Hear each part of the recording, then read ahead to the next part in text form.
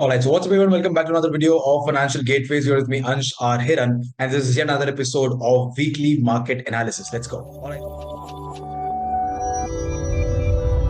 Alright, सो weekly market analysis ऐसी series जहां पर हम पूरे हफ्ते मार्केट में क्या हुआ और अगले हफ्ते मार्केट में क्या हो सकता है उन सब के बारे में बात करते हैं। तो लेट्स सी इस हफ्ते मार्केट ने क्या किया। ऑलराइट, सो वीकली मार्केट एनालिसिस देखते हैं इस हफ्ते मार्केट में क्या क्या मूवमेंट्स हुई और इस अगले हफ्ते थोड़ा कुछ एक्साइटिंग होने वाला है, तो उसके लिए भी स्टे ट्यून। सबसे पहले अगर मार्केट परफॉर्मेंस की बात करें तो निफ्टी में 0.85% का अपवर्ड मूव है। बैंक निफ्टी थोड़ा नेगेटिव है। मिड कैप में थोड़ा सा पॉजिटिव मूव है और इंडिया विक्स अपने हेल्दी लेवल्स पे है, तो उसमें कोई बड़ी बात नहीं है। लेकिन निफ्टी 50 जो है वो अपने लाइफ टाइम हाई के ऊपर क्लोज हुआ है। दैट्स अ ग्रेट न्यूज और इसी से अगले हफ्ते के हमें एक काफी पॉजिटिव सिग्नल मिल रहा है, तो उसके बारे में आगे बात करेंगे। उससे पहले अगर एफआईआई का डेटा देखें तो ऑप्शंस के अंदर काफी सारा पैसा निकला है। इसका मतलब है कि जो ब्रेकआउट हुआ है निफ्टी के अंदर, तो उस वजह से ऑप्शंस में से काफी सारा पैसा एफआईआई अपना निकाल रहे हैं। और अगर जैसे कि हम जानते हैं कि अगर ऑप्शन में पैसा जाता है तो मार्केट साइडवेज होता है, ऑप्शन से पैसा निकलता है तो मार्केट में एक ट्रेंड आता है। तो अभी अगला हफ्ता बहुत ही ट्रेंडी बनता हुआ मुझे दिखाई दे रहा है। लेकिन दूसरी तरफ थोड़ा सा मिक्स सिग्नल ये है कि फ्यूचर्स के अंदर पैसा नहीं गया। अगर आप कुछ पिछले दिनों का देखेंगे डेटा, तो फ्यूचर्स के अंदर पैसे गए नहीं है। तो अब ये थोड़ी कंफ्यूजन की स्टेट है जहां पर हम मल्टीपल कंफर्मेशन कैसे लेते हैं वो भी मैं आपको दिखाने वाला हूं। अगर बात करें सेक्टर वाइज परफॉर्मेंस की तो लगभग लगभग सारे सेक्टर्स पॉजिटिव रहे, एक दो को छोड़कर। जैसे कि फाइनेंशियल सेक्टर, एफएमसीजी और फार्मा, ये कुछ नेगेटिव सेक्टर्स थे। इसके अलावा बाकी लगभग सारे सेक्टर्स पॉजिटिव हैं। और निफ्टी रियलिटी और निफ्टी इंफ्रा जो है, जो हमारे काफी टाइम से फेवरेट सेक्टर्स चल रहे हैं, वो हमेशा मार्केट को आउट परफॉर्म किए जा रहे हैं। अब अगर बात करें लास्ट वीकली मार्केट एनालिसिस के स्टॉक्स की, तो क्योंकि मार्केट थोड़ा डाउन ट्रेंड में था, थोड़ा कंसोलिडेट कर रहा था, तो जो बुलिश साइड के ट्रेड्स थे वो ज्यादा एक्टिवेट नहीं हुए। लेकिन एक ट्रेड एक्टिवेट हुआ हीरो मोटोकॉर्प का, और वहां पर हमें 8.8% का रिटर्न देखने मिला है। और दूसरा ट्रेड कल ही एक्टिवेट हुआ था डिक्सन का, जो अभी एक्टिव है। और अब देखते हैं इसमें अगले हफ्ते किस तरह रिटर्न्स आते हैं। एक्टिव ट्रेड्स तो कुछ नहीं है। तो ये था अभी मार्केट का हाल, और देखते हैं अगले हफ्ते मार्केट में क्या पॉसिबल है। सबसे पहले अगर बात करें निफ्टी की, तो निफ्टी में आप देखेंगे कि यहाँ पर जो पहले की जो रेंज बनी हुई थी, इसका एक स्ट्रॉन्ग ब्रेकआउट हमें कल ही देखने को मिला है। अब अगर आप देखेंगे निफ्टी में ये पैटर्न काफी टाइम चला आ रहा है कि यहाँ पर कंसोलिडेट होता है, फिर ब्रेकआउट, वापस कंसोलिडेशन, वापस ब्रेकआउट। अब वापस कंसोलिडेशन होकर ब्रेकआउट दिया है, तो ऊपर के लेवल्स हमें यहाँ देखने को मिलेंगे। अब एक तरफ तो हो रहा है ब्रेकआउट, जहां हमें दिखा रहा है कि ये रेंज को तोड़ के ऊपर की तरफ जा रहा है, बुलिश सिग्नल्स दिखा रहा है। दूसरी तरफ फ्यूचर्स के अंदर पैसा नहीं जा रहा। तो इस कंफ्यूजन की स्टेट में हम देखते हैं ओपन इंटरेस्ट को, ऑप्शन चेन एनालिसिस करते हैं। तो वहां पर हमें देखने को मिला कि ज्यादातर जो पोजीशंस है वो कॉल बाइंग की बन रही है और साथ ही साथ पुट राइटिंग की बन रही है। तो अगर कॉल बाइंग और पुट राइटिंग दोनों ही एक तरह से बहुत ही बुलिश सिग्नल्स हैं, ये बता रहे हैं कि मार्केट अब नीचे तो एटलीस्ट नहीं गिरने वाला, जाएगा तो ये ऊपर की तरफ ही। और हमें प्राइस की तरफ से भी कंफर्मेशन मिल रहा है कि ये ऊपर की तरफ के ब्रेकआउट दे रहा है, ऊपर की तरफ जाने की कोशिश कर रहा है। तो ये एक बहुत ही ज्यादा पॉजिटिव सिग्नल है आने वाले अगले हफ्ते के लिए इस मार्केट और इंडेक्स के लिए। अब ऊपर की तरफ के लेवल की बात करें तो 22,000 और उसके बाद में 22,380 और उसके बाद 22,500 का, ये तीनों एक इंपॉर्टेंट रेजिस्टेंस लेवल है। और नीचे की तरफ अगर सपोर्ट की बात करें तो 21,700 और साथ ही साथ नीचे 21,500, ये दोनों बहुत ही इंपॉर्टेंट सपोर्ट लेवल की तरह काम करेंगे। अब अगर बात करें बैंक निफ्टी की, तो बैंक निफ्टी में आपको दिखाई देगा कि बैंक निफ्टी निफ्टी से थोड़ा अंडर परफॉर्म कर रहा है। जहां पर निफ्टी ने अपना ऑल टाइम हाई क्रॉस कर दिया है, बैंक निफ्टी अभी भी इसी रेंज में फंसा हुआ है, बॉटम के आसपास है। तो अब पहले भी देखने मिला था कि जब बैंक निफ्टी अंडर परफॉर्म कर रहा था और निफ्टी भागने लगा था, तो 2 ही दिन में बैंक निफ्टी ने एक तरह से कैचअप कर लिया था और बड़े बड़े गैप्स लगा के, बड़े ब्रेकआउट दिखा के मूवमेंट दिखा दिया था। तो अगर ऐसी कोई पॉसिबिलिटी होती है तो डेफिनेटली पहले 48,600 का लेवल ब्रेक होगा। 46,800 के बाद 48,600 के बाद में 49,370 का एक बहुत ही इंपॉर्टेंट रेजिस्टेंस लेवल है। तो ये दोनों मार्केट टेस्ट कर सकता है आने वाले हफ्ते में। इसमें भी सब नीचे जाने की पॉसिबिलिटी बहुत कम है बैंक निफ्टी के अंदर भी, लेकिन अगर जाता है तो 47,100, उसके बाद में 47,400 से लेके 47,150 का जो सप्लाई जोन है, यहां तक मार्केट आकर एक बार रीटेस्ट कर सकता है अगर नीचे गया तो, बट पॉसिबिलिटी उसकी बहुत कम। अब अगर बात करें कुछ स्टॉक्स की, तो पहला स्टॉक हमारे रडार में अगले हफ्ते के लिए है वो है एचडीएफसी लाइफ। काफी टाइम से हमारे रडार में चल रहा है, लेकिन ये जो कंसोलिडेशन हो रहा है, मतलब जो हमारी स्ट्रैटेजी है कि वीकली के ऊपर 20 मूविंग एवरेज के ऊपर सपोर्ट और डेली के ऊपर लोअर बैंड के ऊपर सपोर्ट। ये जो स्ट्रैटेजी है यहाँ पर बैठ तो रही है, लेकिन इस कंसोलिडेशन का ब्रेकआउट हमें देखने अभी तक नहीं मिला है। जैसे ये कंसोलिडेशन का ब्रेकआउट हमें देखने मिलता है, ऊपर की तरफ एक बड़ा मूवमेंट एचडीएफसी लाइफ के अंदर आ सकता है, उसी का हम वेट कर रहे हैं। लेट्स सी ये कब तक आता है। Next order we have for you is CRISIL. CRISIL के अंदर भी सेम स्टोरी है, पिछले हफ्ते में रेडार में लिया था और अब यहाँ पर एक तरह से डबल बॉटम बनाने की कोशिश कर रहा है। रेड का वॉल्यूम ज्यादा है, लेकिन ग्रीन की भी रिकवरी अच्छी खासी हो रही है।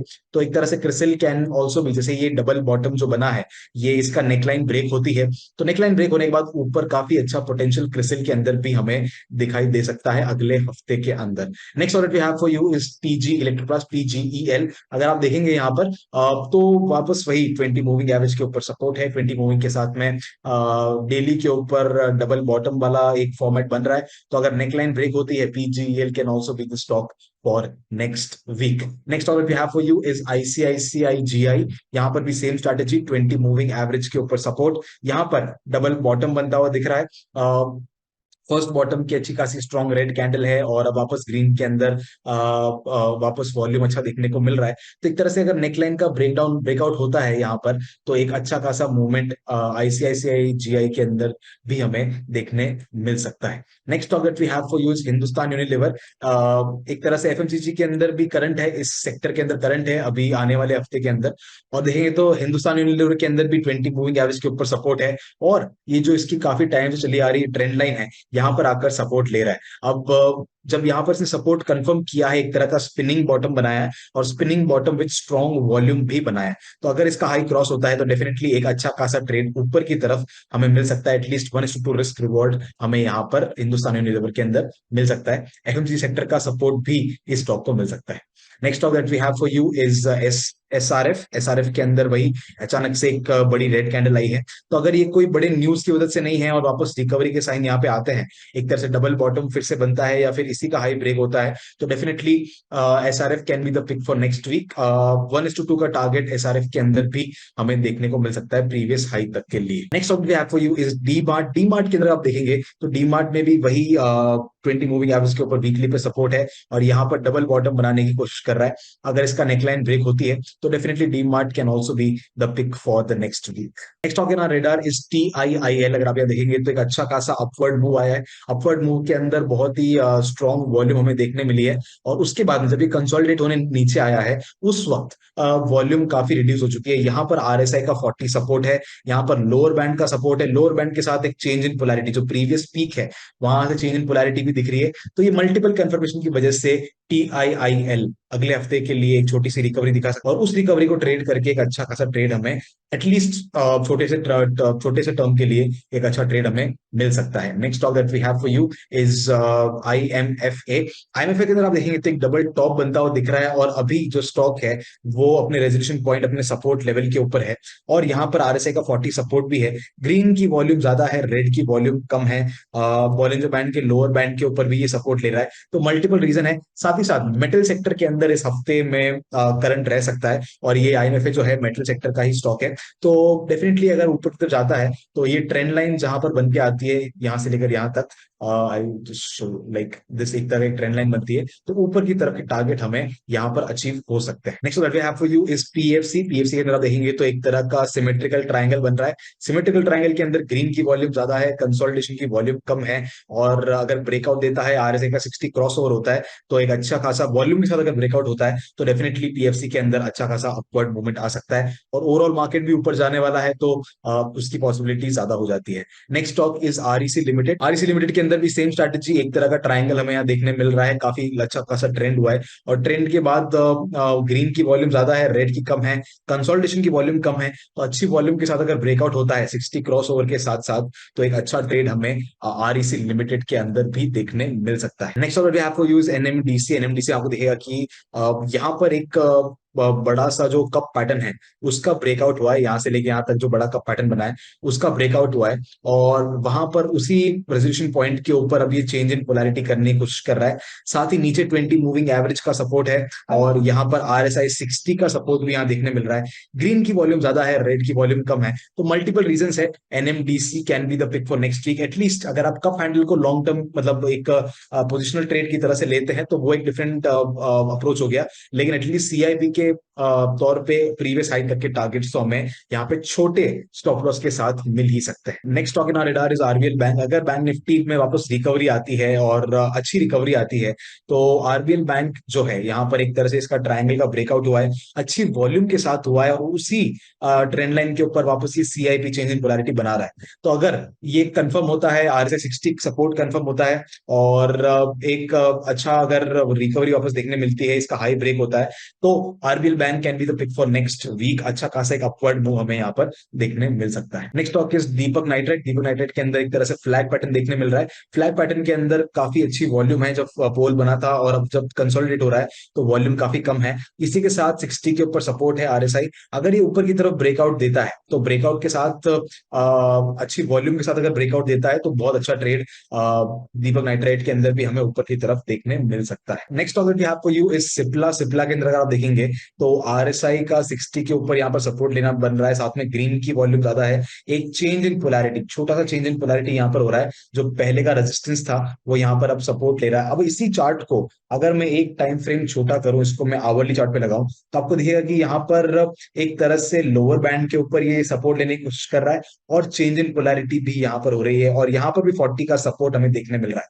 तो और साथ ही साथ इस हफ्ते फार्मास्यूटिकल कंपनीज के अंदर भी छोटी सी रिकवरी आ सकती है। तो अगर ये सब कुछ एक साथ होता है तो सिप्ला के अंदर एक अपवर्ड मूव एटलीस्ट ऊपर के टारगेट की तरफ देखने मिल सकते हैं with a very very small stop loss. The last one we have for you is Godrej consumer product. अगर आप देखें तो FMCG के अंदर, जो मैंने कहा कि करंट है, FMCG के अंदर ये स्टॉक आता है, बट यहाँ पर अगर आप देखेंगे तो एक बड़ा कप पैटर्न है, उसका हमें ब्रेकआउट यहाँ पर देखने मिला है गोदरेज कंज्यूमर प्रोडक्ट्स के अंदर। और कप पैटर्न जो है वो कंफर्म तो नहीं हुआ, मतलब अभी तक उसका हाई ब्रेकआउट का हाई तो क्रॉस नहीं हुआ है, लेकिन चेंज इन पोलैरिटी पे आया है, वापस रीटेस्ट करने आया अपने रेजोल्यूशन पॉइंट को।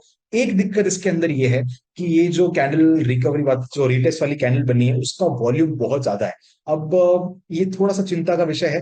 तो अगर यहाँ पर कंफर्म होता है, 60 सपोर्ट है, बाकी सब ठीक है, अगर यहाँ पर कंफर्मेशन मिलता है तो मैं छोटी क्वांटिटी के साथ इसमें ट्रेड करने का सोच सकता हूँ, क्योंकि सेक्टर का भी यहाँ पर सपोर्ट है।